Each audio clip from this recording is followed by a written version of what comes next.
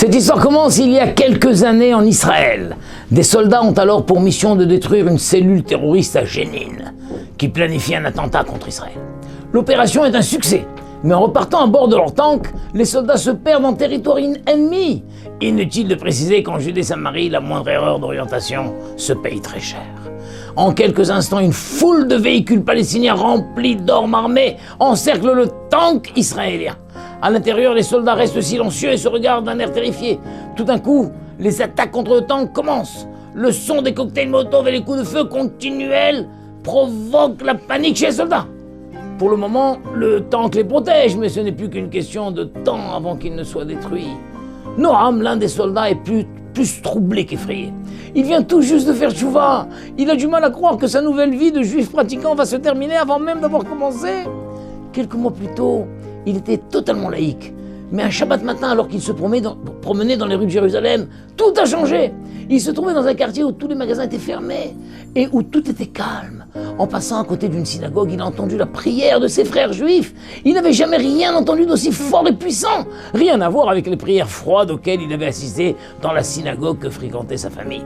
Il s'est approché timidement, a jeté un regard furtif à l'intérieur de cet endroit où les fidèles priaient avec une intensité incroyable. Ici, les prières étaient belles, émouvantes et communicatives.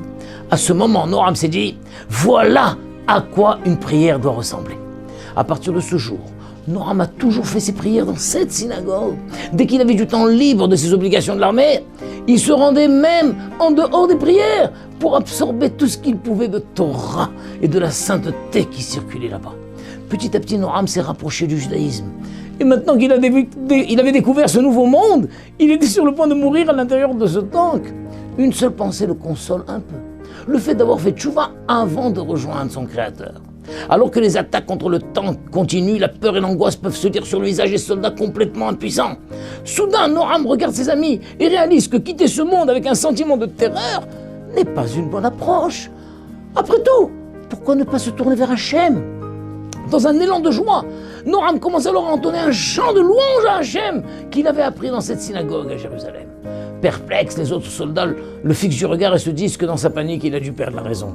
Noam leur dit alors « Écoutez-moi, si nous devons mourir, pourquoi partir dans la peur? Adressons plutôt des louanges à Hachem !»